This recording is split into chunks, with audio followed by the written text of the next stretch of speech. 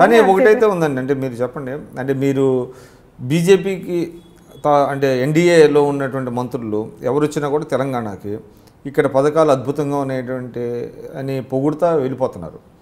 అంటే ఇక్కడ రాష్ట్ర బీజేపీ నాయకులు మీ లాంటి వాళ్ళు, డాక్టర్ లక్ష్మణ్ గారు, ఆయన ప్రెసిడెంట్, స్టేట్ ప్రెసిడెంట్ అందరేమో విమర్శలు చేస్తుంటే మీ మంత్రులు ఇక్కడికి వచ్చి ఆయన పొగిడి వెళ్తున్నారు అనేటువంటిది ఒకటి ఉంది. ఈ వైరుధ్యాన్ని ఎలా మనం అర్థం చేసుకోవాలి? ఇప్పుడు మీడియా మేనేజ్మెంట్ లేకపోతే అదేందో కానీ వీళ్ళు టీఆర్ఎస్ వాళ్ళు బాగా నైపుణ్యం. మీరు ఎక్కడ ఏ మంత్రి రాని వీళ్ళు మంత్రి కాడికి పోని ఒకటే స్టేట్మెంట్ వస్తుంది తెల్లారి, తెలంగాణ ప్రభుత్వ పథకాలు భేష్. అంటే ఇవాళ మీరు చూడండి, త్రిపురకి పోయింది జోగ్రామ్ అన్నను మన శ్రీనివాస్, అక్కడ ఆయన విప్లవదేవు, ఆయన మొన్ననే ఎక్కిండు, నెల కూడా కాలేదు. ఆయనట తెలంగాణ ప్రభుత్వ పథకాలు భేష్ అని స్టేట్మెంట్ ఇచ్చిండట, ఈరోజు రిలీజ్ చేసిండ్రు పేపర్కి. ఇంకా మీరు ఆ స్టేట్మెంట్లో ఉండే స్ట్రెంత్ ఇవన్నీ మరి మీరు మీ నాయకత్వం దృష్టికి తీసుకెళ్లారా? లక్ష్మణ్ గారు రోజు ప్రెస్ మీట్ పెట్టి చెప్తూనే ఉండండి. నాకు ఎట్లా తెలుస్తుంది? మేము డిస్కస్ చేసుకుంటేనే కదా అంటున్నారు కదా, పార్టీ అంటుంది ఇది పరిస్థితి. మొన్న కాళేశ్వరానికి సెంట్రల్ సిడబ్ల్యూసి వచ్చింది, వాళ్ళ డిజైనింగ్ బాగుంది, ఇంజనీర్స్ ఏదైతే ఎల్ఎన్టీ వాళ్ళు పనిచేస్తూ ఉన్నారో వాళ్ళ డిజైనింగ్ బాగుంది అని అంటే అసలు కాళేశ్వరం ప్రాజెక్టే బాగుంది. మీరు అంటే ఒకవేళ ప్రాజెక్ట్ బాగుందని అన్న దానికి పెట్టిన నిధులు డబుల్ బెడ్రూమ్ ఇండ్లు కూడా తీసుకొచ్చి ఇంట్లో పెట్టినంటే అది కూడా బాగుందంటారా సెంట్రల్ గవర్నమెంట్ అనేది కదా? వీళ్ళు అట్లా అంటే లోతుగా అధ్యయనం చేయకుండా పైపైన చూసి పొగిడి వాళ్ళేం పొగడలేదండి, వీళ్ళు ఇచ్చిన స్టేట్మెంట్ అది. మీరు ఒక్క ప్రెస్ బిట్ అన్న తీసి ఇవ్వండి, ఎవరు వాళ్ళు ఖండించవచ్చు కదా. మీరు ఒకటి తీసి ఇవ్వండి నాకు. దానివల్ల రాంగ్ ఇది పోతుంది, పోవాలనే కదా వాళ్ళు చేసేది. మేము ఖండిస్తున్నాము. మా పార్టీకి ఎంత ఇస్తారు మీరు మైలేజీ? మీడియా వాళ్ళు తెల్లారి ఇమీడియట్గా ఇది బాగుంది అది బాగుంది అని చెప్పుకుంటున్నారు వాళ్ళు. ఇక అంటే ఇటువంటి అంటే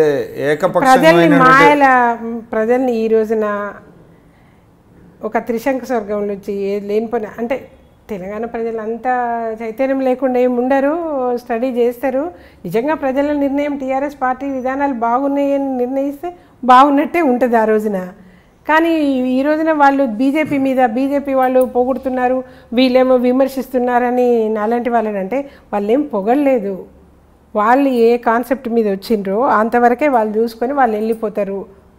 వాళ్ళు పెట్టిన వీళ్ళు చూస్తున్న డిజైనింగు ఏంది అని ఎక్స్పెక్టేషన్ అవన్నీ వాటిల్లో కూడా అంటే టీఆర్ఎస్ వైఫల్యాలు మీరు చెప్తున్నారండి. అంటే టీఆర్ఎస్ ప్రభుత్వంలో కొత్తగా రాష్ట్రం ఏర్పడిన తర్వాత అనేక రంగాలలో ఇవాళ నంబర్ 1గా ఉన్నది అనేటువంటిది మనం చాలా స్పష్టంగా కనపడుతుంది. అది ఈజ్ ఆఫ్ డూయింగ్ బిజినెస్ కానివ్వండి, తర్వాత కొన్ని రంగాలలో దేశానికే నంబర్ 1గా ఉన్నది అనేటువంటిది వస్తుంది. అది ఎవరు మ్యానిపులేట్ చేయలేరు కదా. ఈజ్ ఆఫ్ డూయింగ్ బిజినెస్లో వీళ్ళ పాలసీ కొంతవరకు బాగుందనే చెప్పుకోవచ్చు. అంటే అట్రాక్ట్ చేయడంలో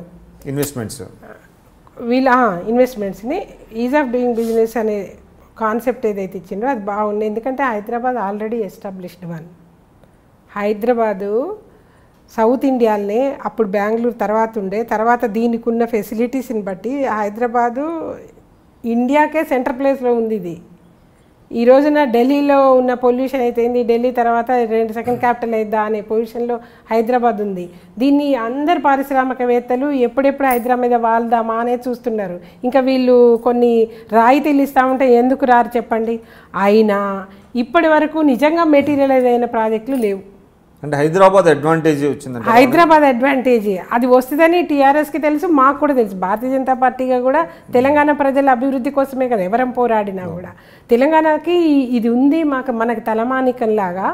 ఇక్కడ బేసిక్గా కూడా సమైక్యవాదులు వాళ్ళే దోచుకుంటున్నారు, వాళ్ళే పెట్టుబడులు పెడుతున్నారు, వాళ్ళే లాభాలు పొందుతున్నారు.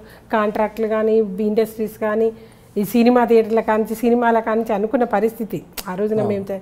ఈ రోజున దీని బెనిఫిట్ని మేము గమనించినాము, మేము గుర్తించినాము. ఇది మన ప్రజలకి ఉపయోగపడాలనే ఉద్యమం చేసింది.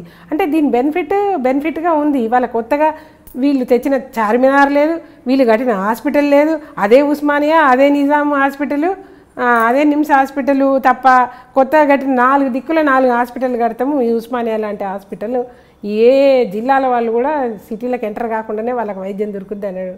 అసలు ఉన్నది ఎక్స్పాండ్ చేసిండ్రా? ఉన్న హాస్పిటల్ ఎక్స్పాండ్ చేయగలిగిండ్రా?